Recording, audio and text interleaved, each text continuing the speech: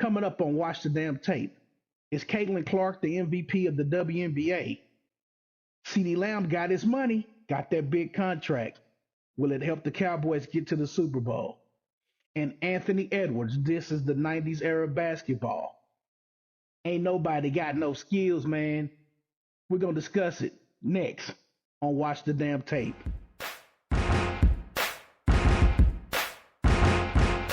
We're about to take sports to a whole nother level. Watch the damn tape or you dance with the devil. Get on our level when it comes to the sports. Football field or the basketball court. And on the baseball diamond we shining. Watch the damn tape, keep it rewinding. For the latest news you can use. Watch the damn tape, you can't lose. Welcome to Watch the Damn Tape. I'm your host, the Beat Chef. What it do, what it do. Let's get it started. Caitlin Clark. The discussion is now not only for Rookie of the Year, which we're going to talk about later on this week, but now she's in the running and the conversation is about the MVP of the entire league. Now, she is in the top 10 in scoring, averaging 17.9 a game with 8.3 assists, 5.7 rebounds, 5.6 turnovers, and a little bit over a steal a game. So she's got great stats. Her shooting is still low, but it's picking up since she's kind of really got adjusted to the league. Kind of like started off in July for her. Watch the damn tape. I'm not sure if she's MVP material. I've never seen an MVP on a team that's 13 and 16. I mean, they won 5 games last year, and they increased the amount of games they play in the season to 40. And they only got 13 as of today, and they play tonight. So we'll see what they do tonight. They're playing the Atlanta Dream. This should be an easy win.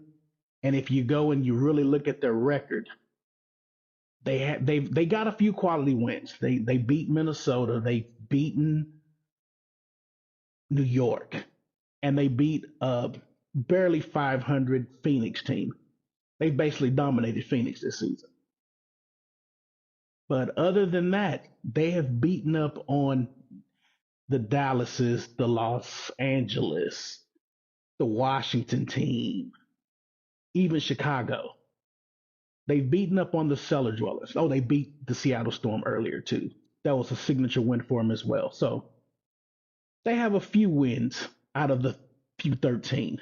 But by no stretch of the imagination, she should be in the conversation. But by no stretch of the imagination is she an MVP right now, not this year. She isn't doing what Candace Parker did in her rookie season Watch the damn tape. and propelling the team into the playoffs. They're going to backdoor into the playoffs. Let's just be real and clear about that. They're the 3rd seed and 4 seeds go.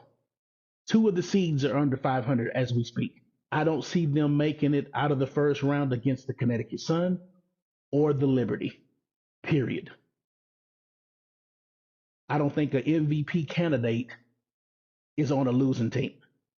When you have Breanna Stewart, who's playing at a high level, Napisha Collier, who has got the Minnesota Lynx in first place in her conference, and you still have Asia Wilson, who is the heart and soul of her squad. If she doesn't go, her team doesn't go.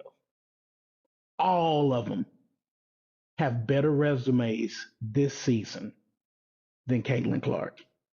If your reasoning for Caitlin Clark being the MVP has to do with ticket sales, viewership, or buzz on the WNBA, you shouldn't be talking about sports.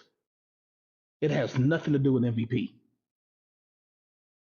To be honest, not too many women watch the league. If you scroll through YouTube or you scroll through any mainstream media source, there's men talking about the WNBA. And there's women analysts that are talking about it. But on a day in and day out basis, the women I saw online on Twitter talking about sports and talking about the NCAA tournament haven't even mentioned Caitlin Clark one time since she started. They haven't mentioned watching it. All they did was tell men, hey, get the package so you can watch all the games. But they weren't buying the package themselves. That's just women. More men support that league than women. It's subsidized by the NBA. If they weren't getting the NBA's backing, the league would fold. If the league, if they broke away from the NBA today, Caitlin Clark would not be able to power that league by herself. I am very proud of this class. This is this class has brought the most buzz and the most attention ever to this league. And it's been a great season. It's given us something to talk about. But Caitlin Clark is the rookie of the year, in my opinion. We'll talk about that later on this week, but she's not an MVP of the league. Turning our attention to the NFL, Ceedee Lamb, the newest rendition of the 88 Club, has gotten his money. Ceedee Lamb signs a 4-year, $136 million deal that makes him the second highest paid non-NFL QB in history. It includes a $38 million signing bonus, the largest ever given to a wide receiver. Ceedee Lamb broke the bank. I told you guys last week Jerry was going to pay him. He had to pay him. And to be honest, I think the deal was always in the works. I think he didn't want to go to training camp. Man, get me paid. I ain't trying to do all that running. And I don't blame him. Because as much as he's going to have to do for them this season, he's going to need his legs. He can take the next 3 weeks and get into football shape. It won't be a big deal. They'll be playing in Frisco at the Star. They'll be training camp. He'll be all right. He'll be fine. But I'm glad he got paid. I know Jamar Chase is sitting there clapping because now he's sitting there looking at Cincinnati like, hey, what you gonna do? Run me my money. But I'm happy for CD. Now, if he can just get a quarterback that's decent, that can get him the ball, because the guy they got at the helm ain't it. Watch the damn tape. And last but not least, Anthony Edwards sat down with the Wall Street Journal, and I got to do a show on athletes and microphones, because it seems like every time an athlete gets a microphone put in their face and somebody asks them a question, either they're not media savvy, didn't pay attention in media relations training class that all these teams give these guys, or they're just completely clueless. But this dude, as talented as he is, said that the 90s era basketball was pretty much trash outside of Michael Jordan, and that no one in that era had skill. He said, I didn't watch it back in the day, so I can't speak on it.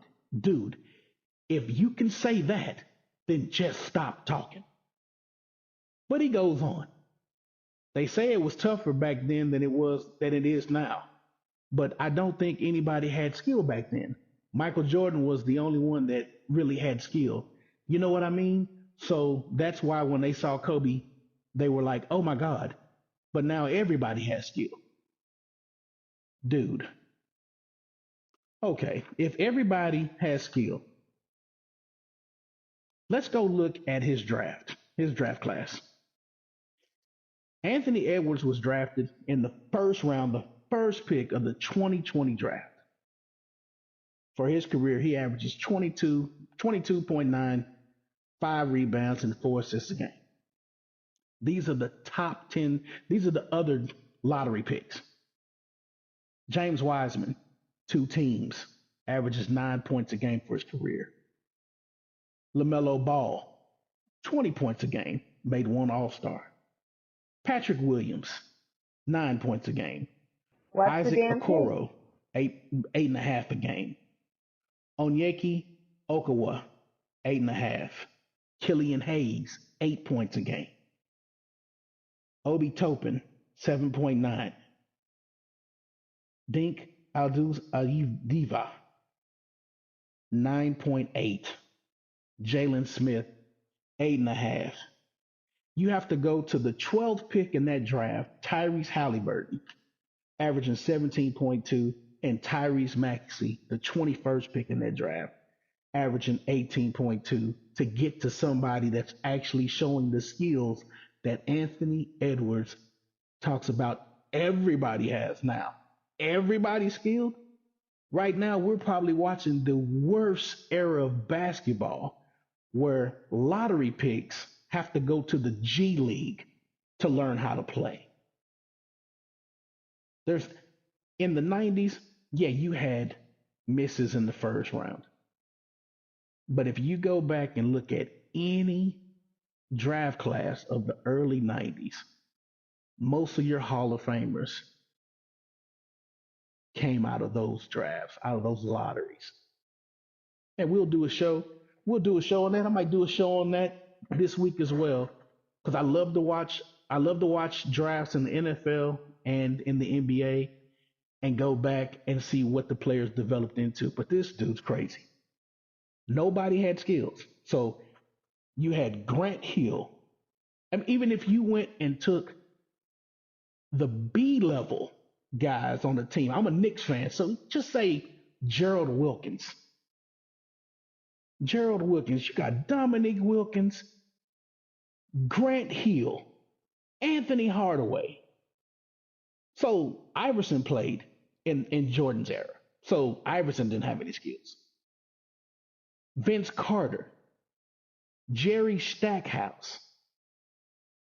There was dudes, Harold Miner, there's dudes that were decent NBA players that were skilled. That could do basically everything Anthony Edwards can do. This dude's unreal. I don't know what the disconnect is with this generation, but in black culture specifically, younger adults do not respect their elders, and for some reason there was some kind of time period where things didn't get passed on. There was no way in the world any player from the 90s would have disrespected a Walt Frazier, a George Gervin. That would have never happened. But in this generation, these guys can't shoot on a consistent basis, but they think the other generation was trash. Never, never. You'll never find me a tape where Michael Jordan was dissing his predecessors, Scottie Pippen. So Scottie didn't have any skills. He has never seen Scottie Pippen. He's never seen Clyde Drexler. He's never seen Sean Kemp. Sean Kemp. Sean Kemp, if he played in this era right now, would dominate. Watch the damn Half tape. those guys. You could go pull 10 guys off of a 90s roster and bring them to this era, and they would dominate. I would love to see Penny Hardaway playing right now. A young Vince Carter in this day and era? Oh my God. Unreal. But Anthony caught some heat because Magic wasn't playing that. So Magic Johnson responded and said, I never respond to a guy who's never won a championship. He didn't win a college championship. I don't even know if he won a high school championship. Now Magic was at an event, so of course he's throwing a little joke in. So Anthony Edwards did win a high school title, but I'm pretty sure the crowd really caught that and really liked it. But the young fella, you got to sit down. And I think Isaiah Thomas told him to watch out for propaganda. And I don't know what he's been reading or who's been listening to, or his little young friends that didn't watch anything. Only thing he knows. I mean, KD is his favorite player, and KD needs to call him, and he needs to talk to him and check his little young protege because he's out of pocket. And I'm pretty sure as the week goes on and leading up to the season, we're going to hear him backtrack and pay homage to the people that came before him. Because to be honest, if the 90s never happened, Anthony Edwards is broke. Anthony Edwards is only playing college basketball, and he's graduating right around now, and he's going overseas. Those dudes carried the league. Those dudes are why you get these massive contracts. Those dudes were getting decent contracts, not the big cheese that these guys are getting today, and he owes those dudes a debt of gratitude. Jesus Christ, the amount of guys that played in the league from the late 80s to the 90s that can hoop and had skill. I mean, Mitch Richmond, you could go on and on.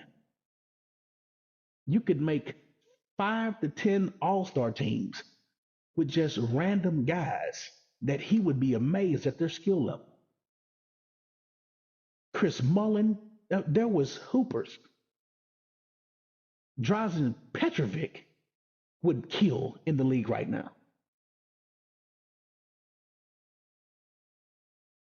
But Anthony, somebody go get Anthony. Somebody go get Anthony. And sit that young man down and show him. All he has to do is go look on freaking YouTube. He can go look on YouTube for hours and he'd be amazed. But somebody sit him down and slap him in the face.